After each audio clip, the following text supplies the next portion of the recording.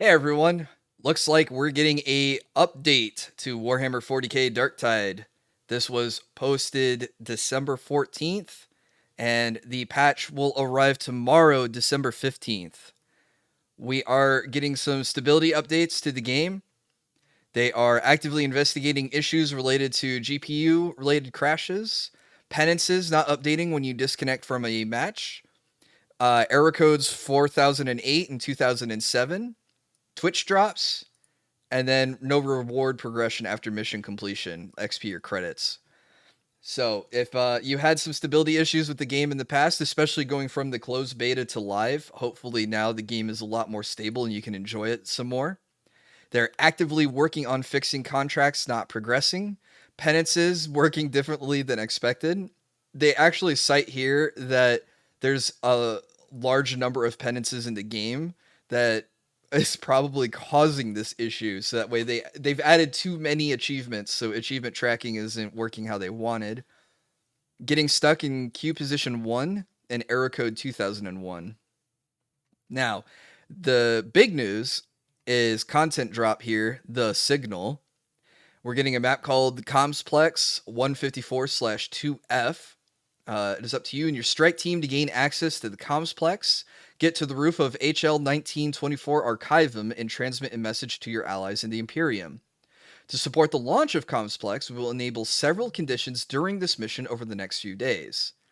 We also have two new weapons, the Indignatus Mark 4E Crusher, a two-handed power maul for zealots, and the Achilles Mark 1 Power Maul, a one-handed power maul for the Ogrins. We also will now have access to private play. I'm curious to see if you do a strike team of 2, if you still get 2 bots, or if you can do challenge missions where it's you and one other person trying to complete an objective instead of 4 people. Because I'm pretty sure the game is balanced for 4 players. So I'm just trying to think of the additional challenge of, 2 people trying to pull the work of 4 on some of these difficulties. We also now have the refine option available in the Shrine of the Omnissiah. So we have crafting finally available to us. And it did not launch with the game, but we now have access to it. You can refine a single perk, which will lock other perks. Perks in the item card will show their tier through the number of diamonds next to the perk, and each refine action taken on the perk will see a cost reduction for resources. I'm not sure if that's supposed to mean that each time you refine a perk that it costs less to do so, and it locks other perks on the weapon. So I don't know if refining means that you take a perk and you make it stronger, or if you're re-rolling the perk. It sounds like if we're getting a cost reduction for the resources each time we re-roll it, that eventually it will, I think it's re-rolling the perk, and eventually we should be able to land on a perk that we want on a weapon, assuming the other perks on a weapon are exactly what we want. We're also getting 2 new conditions. We have hunting grounds. Rejects will have to fend off increased numbers of pox hounds. I hate pox hounds. They're low, they have a small head, they move fast, and even if you're doing body shots with like the bolt gun, they can take 3 or 4 bolt gun shots before they go down, and they're an instant down too. The assault, more ammo, less healing, more enemies. Prepare to run. Sharpshooter's gonna love this. More ammo, fire all day, baby. And you got to keep moving too, because you're not going to be able to heal back your health as easily. So I'm actually kind of excited to try out assault. That seems like it could be a lot of fun and probably high pace too. A lot of pressure with the additional enemies. Now, some of the other things that we're getting in the patch notes, uh, they're fixed some bugs. One of the issues was you could be an ADS and use weapon special attacks on your guns, so like the bayonet on some las guns. Yeah, they're taking that out of the game. But I had to scroll down here to see that they're actually doing changes to some of the weapons. The bolt gun, my favorite gun, is getting equip variations and a reworked original equip to make the equip animation less repetitive and frustrating. So I think they're talking about the animation when you swap to the gun and your character has to pull back on that charging handle. I think that's what it's called. The whole kerclunk, and then you can start shooting. Hopefully with that time going down, the faster you swap from your your melee back to your range, you can get to shooting right when you need to. I've found myself actively using the special because you snap your gun into your hands. You don't have to do that whole reload animation just to skip it to start shooting the stuff that I want to shoot. The power sword is getting nerfed, tuning down the cleave on power attacks from infinite to a very big cleave. I don't know what this means, but they say around 10 enemies. And then there's a damage fall off beyond the third on heavy activated sweeps. So yeah, your damage on cleaves aren't going to be as high. Lucius pattern las guns, increased field of vision, increased time you can hold a forced shot up to 2.5 seconds, decreased ammo consumption. And they're not nerfing the ammo capacity for the gun, so it's just going to be way more ammo efficient, which is also nice for sharpshooters. Your charge time is being reduced. Your what was the other one? Oh, the minimum charge, you're starting at 40% power instead of 30% power, reduced sway and reduced suppression sway. So the gun's going to be more accurate, more damage on an initial shot. You'll be able to charge up faster to a fully charged shot, and you can hold a fully charged shot longer. So I'm actually excited to try the Lucius pattern las gun again. That seems like a really nice change. They're also tweaking the plasma gun, which I've only ever used once before, but I found it lacking, and I eventually went back to the bolt gun. But here we go. Our clip size is going to increase, still with one clip in reserve. So if your gun has a clip size of 90, it will only have 90 energy in reserve. I was going to say bullets, but that's not the right term. Vent duration. Active venting is now 3 seconds instead of 4 seconds, and passive venting is down to 15 seconds from 20 seconds.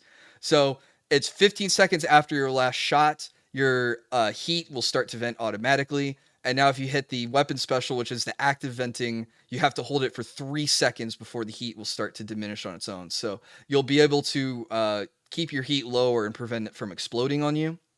Vent speed curves over thresholds and lower the high threshold to 60. I think when it's at a higher threshold, it vents faster. So now when you're at 70% heat, you can vent down at a quicker rate to a safer spot and then get back to shooting. Retuned vent damage to a player. It should be in the same ballpark, but scale more aggressively. So lower overcharge gives less damage. I didn't know that you could damage yourself with a low overcharge. I always thought it was only at 100%, but I guess that's nice. But here's a really cool change. Heavy charged shots will continue after shooting through geometry. The entry and exit both create explosions. You can fire plasma through some cover now. So when the shooty heretics get behind like little half walls and barrels or whatever, barrels that don't explode, you can just blow them up with plasma anyways, which is super, super cool. I might try plasma with some of these changes. We're getting buffs to the stub revolver, more ammo, increased range, increased damage, and hit scan should detect at very long ranges. The Headhunter autoguns will have reduced recoil, increased damage. Heavy swords, we're looking at increased damage, increased impact, increased light attack on horizontal and diagonal attacks. The Thunderhammer is getting a light attack baseline armor mod increase from 1% to 25% on Carapace. Okay, so better armor cracking. And 75 to 90 on Flak. Same thing on heavy attacks. 75 to 90 on Carapace from 20 to 25%. I've never used the Thunderhammer. I think that's a Zealot weapon. But this is good news if you like using that weapon. Fixed the bug where the Thunderhammer was missing weapon special attack chain from block. I didn't know until I read these patch notes that you could activate your weapon special from a block. I always thought you could just do a regular attack. Let's see, was there anything else here? Oh, fixed an issue where the Zealot Preacher's ability, Chastise the Wicked, could get interrupted. I don't think this ability should be interrupted because it's like a I'm gonna come kill you right now attack. And I guess it just feels bad to hit your special and then just, oh, nothing happened and it's on cooldown.